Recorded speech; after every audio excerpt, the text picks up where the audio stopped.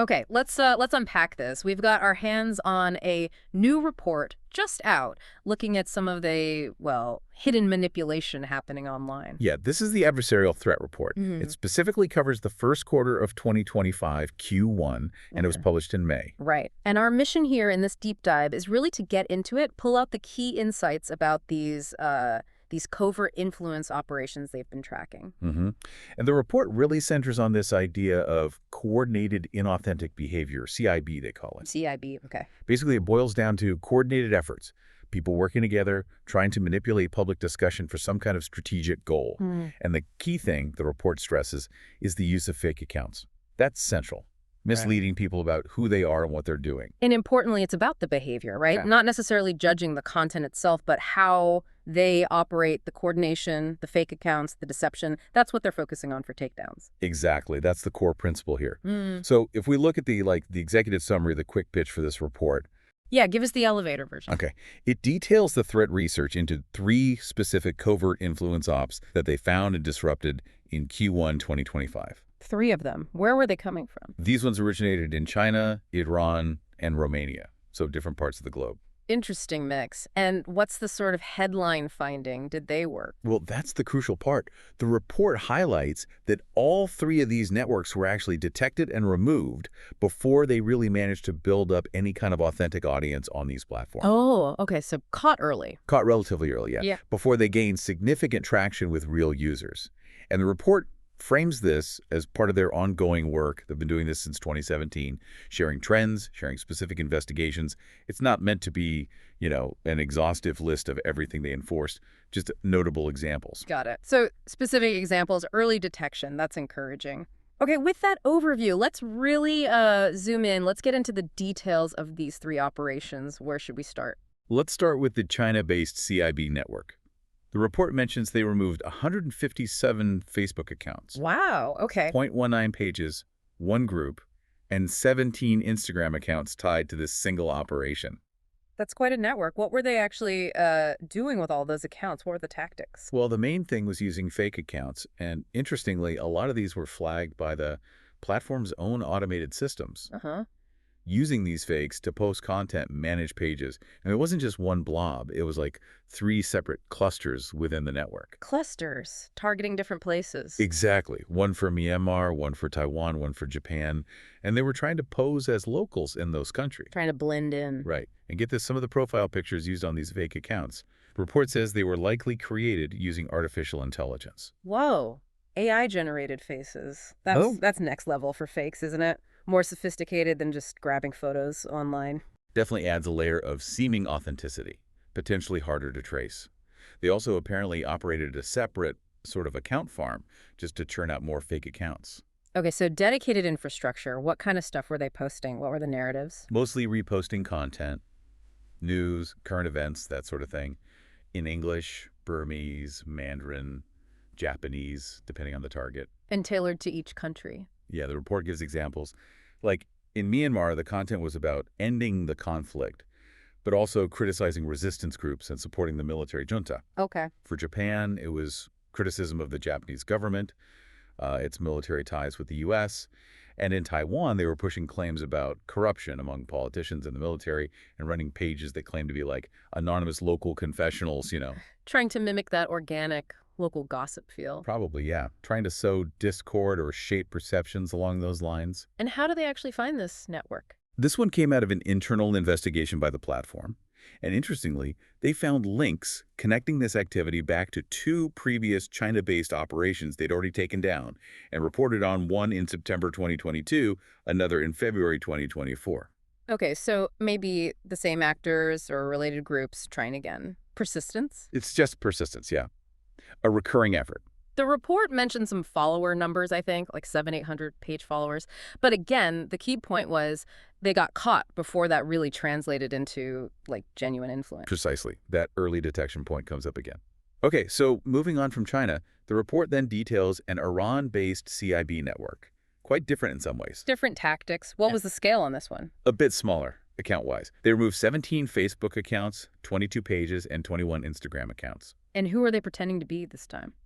This is interesting. The report specifically notes many accounts posed as female journalists and pro-Palestine activists. Specific personas. Yeah. And they use these fake personas not just to post and manage pages, but they also saw them commenting on their own content. Really? Why do that? The report suggests it was likely an attempt to make their posts and pages seem more popular or engaging than they actually were, trying to bootstrap the conversation. Manufacturing that buzz. Okay. How did they try to get their content seen more widely? They used a lot of popular hashtags. Things like hashtag Palestine, hashtag Gaza, of course, but also things like hashtag Starbucks and even just hashtag Instagram. Starbucks, Instagram, that seems kind of random. The report calls it a spammy tactic, basically trying to inject their content into any large trending conversation, even if it wasn't directly related, just to get eyeballs on it. Okay, a bit of a scattergun approach with hashtags. What were the actual themes they were pushing? They posted mainly in Azeri about news and current events, mentioning things like the Paris Olympics, those pager attacks in Israel in 2024, calls to boycott American brands, and also criticism aimed at the U.S., President Biden, and Israel's actions in Gaza. So a mix of regional and international topics. Got it.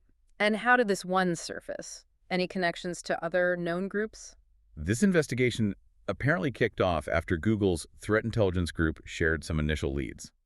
Cross-company collaboration. Yes. And they did find links between this activity and something called Storm 2035, which OpenAI and Microsoft had actually reported on back in August 2024. Okay, so part of a known, broader campaign. Seems likely. And another key point. Yeah. This network wasn't just on Facebook and Instagram. They were targeting Azeri speakers across multiple platforms, X, YouTube, even running their own websites. Right, that multi-platform presence again makes the whole operation seem more substantial, more real, even if it's all fake. Exactly. It builds a more convincing footprint online. Now, you mentioned ad spending earlier. Yeah, the report noted the ad spend for this Iran network was only about $70. $70, that seems incredibly low. It really does, doesn't it? Especially when you compare it to, well, the next case. It suggests maybe ads weren't their main amplification strategy on these particular platforms, or perhaps the overall budget for this specific push was just very small. Very different financial picture compared to the third case then, the Romania one. Very different. Yeah, let's talk about the Romania-based CIB network. This one stands out, particularly in terms of scale and the money involved. Okay, hit me with the numbers. How many accounts removed here? Significantly more on the account side.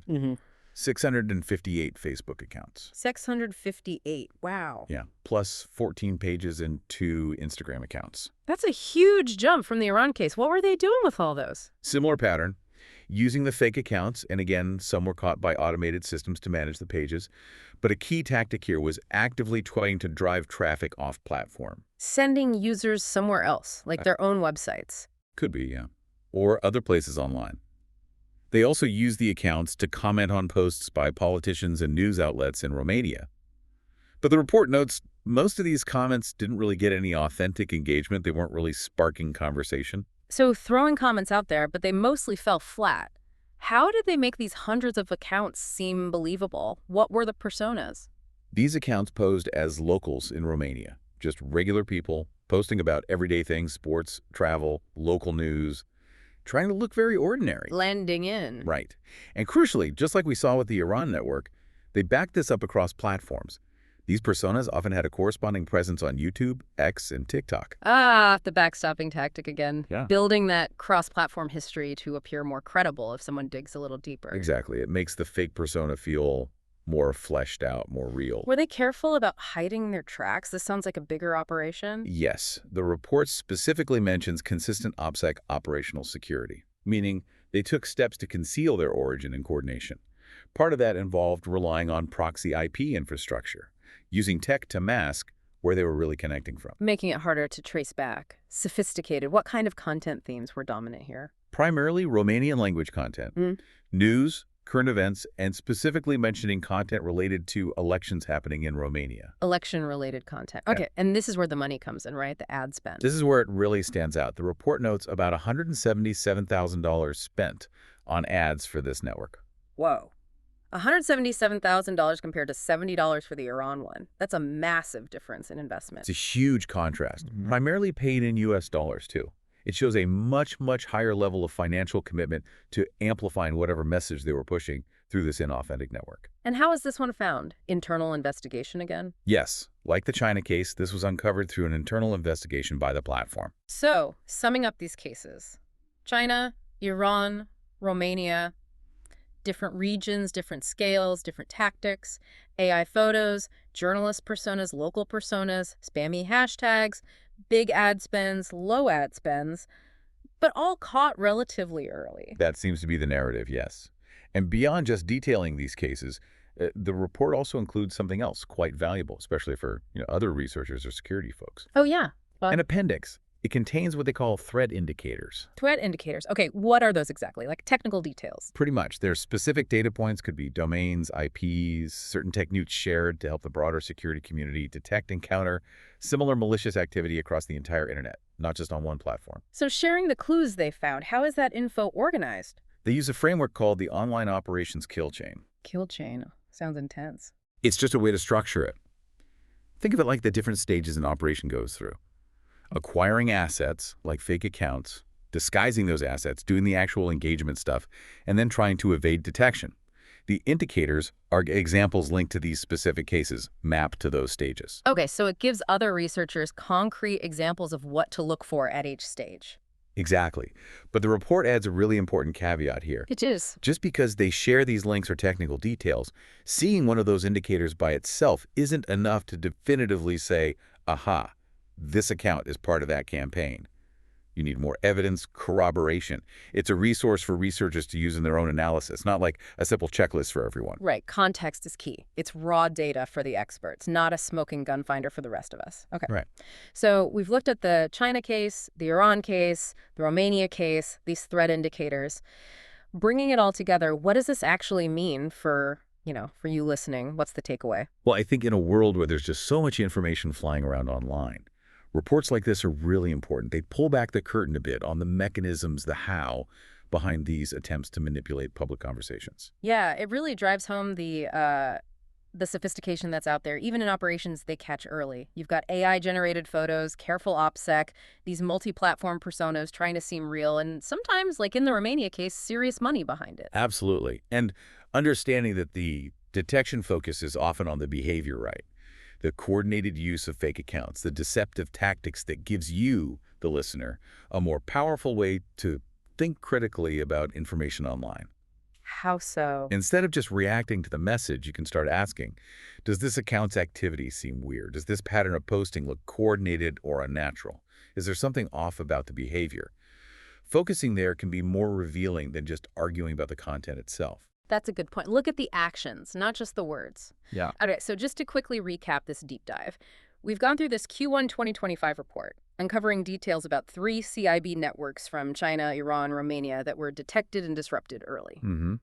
We saw a real range of tactics.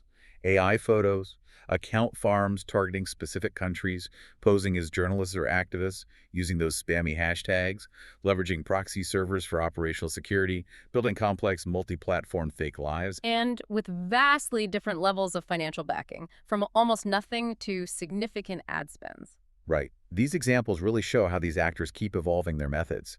Even as platforms improve detection, the operators adapt, trying new ways to create and maintain these inauthentic presences online. So here's a final thought to leave you with. As these operations inevitably get smarter, better at disguise, better at blending in across multiple platforms, how can you personally train your eye to spot the behavior, to recognize the signs of coordinated, inauthentic activity rather than getting caught up solely in the message they want you to see?